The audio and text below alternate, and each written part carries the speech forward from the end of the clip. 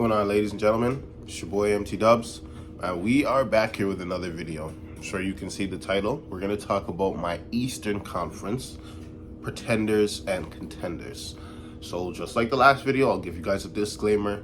My definition of a contender is somebody that should be taken seriously as a real legitimate threat to win the championship this year. And a pretender is somebody that's kind of acts like they are, but they really aren't going to be winning it all this year. So to honestly jump right into it, we can start by talking about the Toronto Raptors. We'll go through my pretenders tier, and the Raptors, it's just not gonna happen for them this year, man. Like, I think we did great things, especially early on in the year, to put ourselves in a better position and get higher in the standings. But ultimately, like, the offense really isn't that good. Scotty Barnes is very burnt out. He plays a real physical style of basketball, so it would make sense why he has such a burnout currently, but it's just not gonna happen, man. There's a lot of better teams in the East, in my opinion, like, that I would pick over them, and I think as the standings stand, if they haven't moved down as yet, I'll have the standings somewhere here anyways, but I think if they haven't moved down, they play the Cavs in the first round, and I would absolutely not want that. So no Raptors for me. Okay, Mickey wants a cameo. This is my dog, Mickey. But that aside, I think they need more. Like, offense is getting a little predictable in terms of kind of just get Brandon Ingram the ball, get out of here. The structure on the team isn't really the greatest. I don't like the offense. The defense is good. Like, they can guard, but they just don't score consistently enough, and they cannot close games. So I'm sure it's going to take some growing pains. It's a wonky fit to figure out. They got to reconstruct this roster, and then maybe we can talk about make it past that point, but I'm not really buying it right now. The next team I want to talk about has to be the Orlando Magic, because they're actually very interesting. I think they're sitting in around 7th right now, and they've been winning out as of late. Just got a really big win last night against Cleveland. And the thing about them is, like, they are so unhealthy.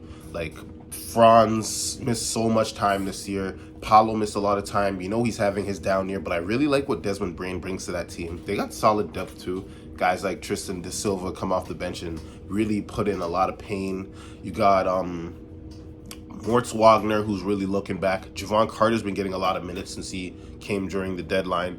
Anthony Black, like, they got some players.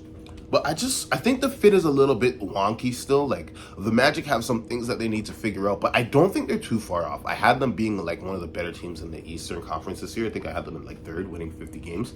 Just because I really liked what Desmond Bane was going to be able to bring to this team. Like, somebody that's going to be able to create their own shot, score whenever they want to, and facilitate and also aid the spacing. So I really like that, but even with Orlando, like, I think their start kind of messed them up.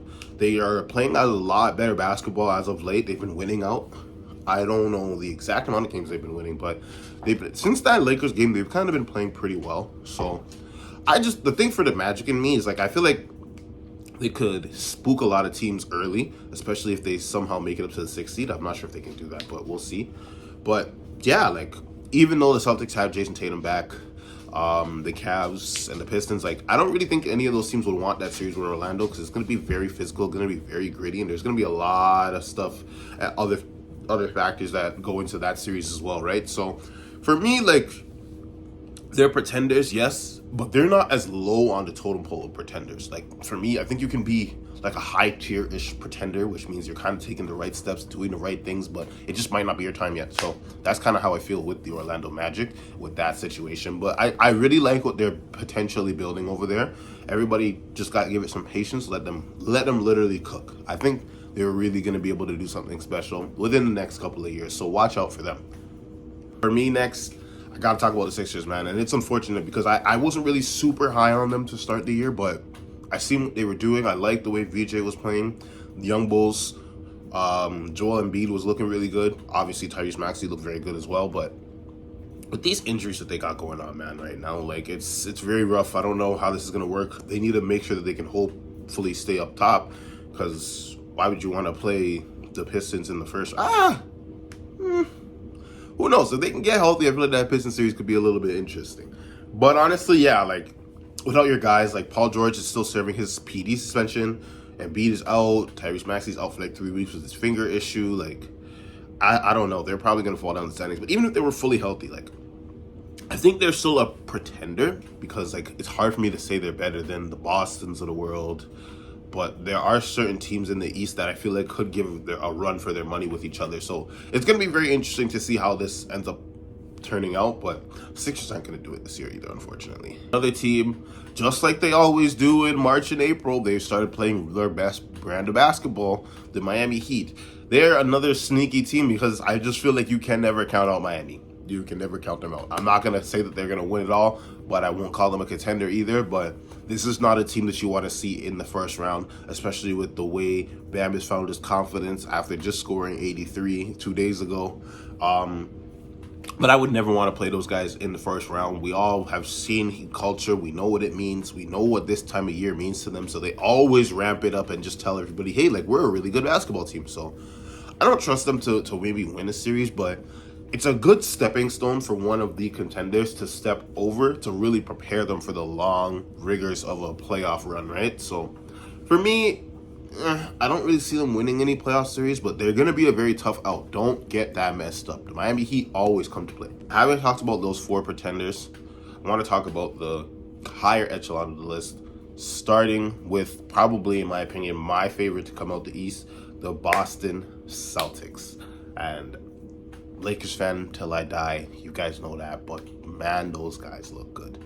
Starting with their younger players in Ugo, I don't know if his last name is Gonzalez, but Ugo, they have Baylor, I can't pronounce his last name. On like those two specifically have really stood out to me. I feel like they're playing the right way, and in the playoffs, they're just other bodies that they have that just play hard. They can shoot the ball. Everything about them. I love their games. Obviously, you still have Derek White, Peyton Pritchard, Jaylen Brown. They just made a deal for Vooch, but he did mess up his finger too. I don't know why there's so much finger injuries going on in the NBA. But, oh yeah, that Jason Tatum guy, he's also back too. So with Jason Tatum being in the mix now, and he doesn't really look too rusty. Like, he looks pretty solid. Doesn't look like he's somebody that's at 70, 80%. But that's all the Celtics really need to be able to be a serious contender, is 80% Jason Tatum. Obviously, it's March 11th, so he still has a long time to get his feet back under him, and I'm sure he could be 100% by the playoffs, and that is scary. I love the way that Brad Stevens, the Celtics, Boston Celtics, Joe Mazzulla. I love the way Joe Mazzulla has them organized. That defense is looking as good as ever. The Celtics are still the Celtics, man. And the fact that they got JT back and they were already rolling, it seems like he's a seamless fit back into the team. Things are going to get very scary. I wouldn't take anybody else in the East in the playoff series over them. To me, they are the clear favorites to come out the East. I don't see anybody else on their level. I'm not going to lie to you. But this one might hurt a few people's feelings. Christian, if you're watching this, prepare yourself, but I am not high on the New York Knicks. I won't say that they're a pretender because they have to be contending. The team is good enough to contend for a championship. But the way that I look at this realistically is just when it comes to the Knicks, like, I don't want to say I don't like their team. I do like the Knicks team. Jalen Brunson, you got OG, you got Cat, you got McCall, Mitchell Robinson, who will be a Laker next year, so you guys enjoyed this last season of him. But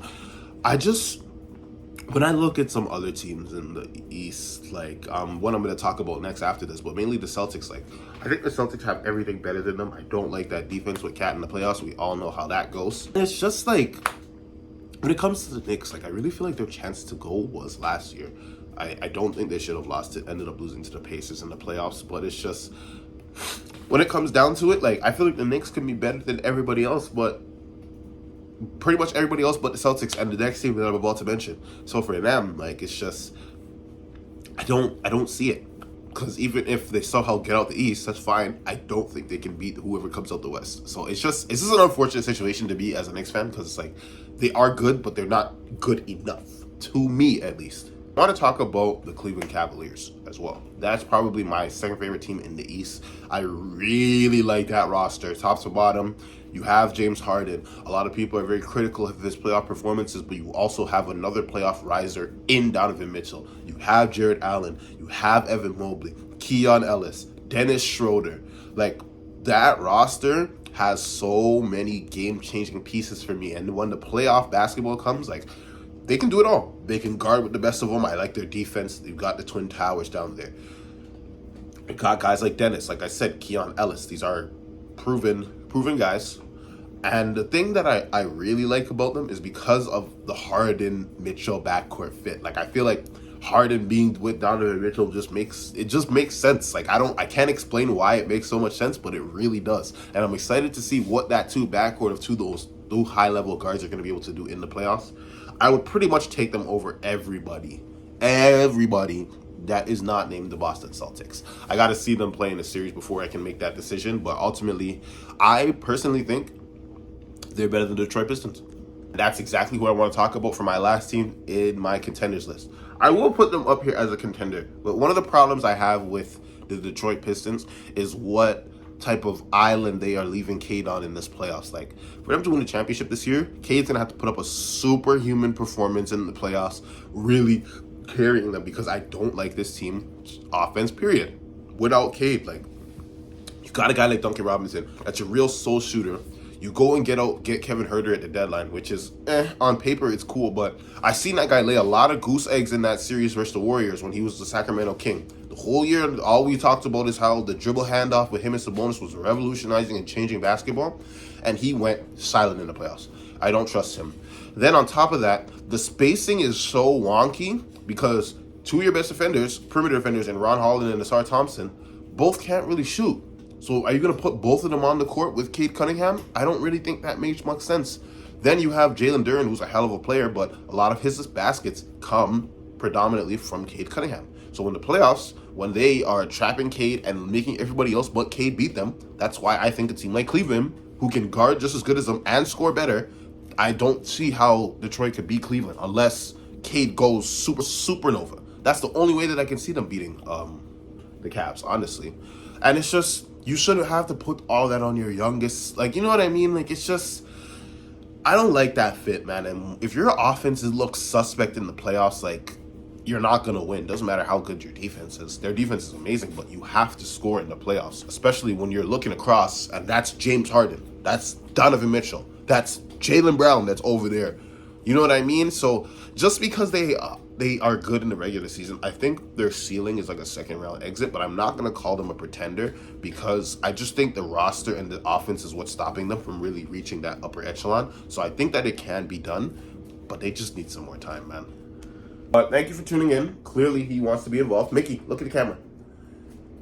He wants to be very involved, but I will be coming back with some more videos. I'm still trying to work on this edit schedule, but you know, I'll always have my shorts on here. But I'm going to try to get this post out and really start to post more NBA content as the playoffs come.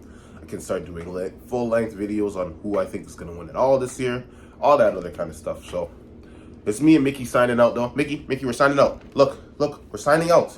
Okay, bye.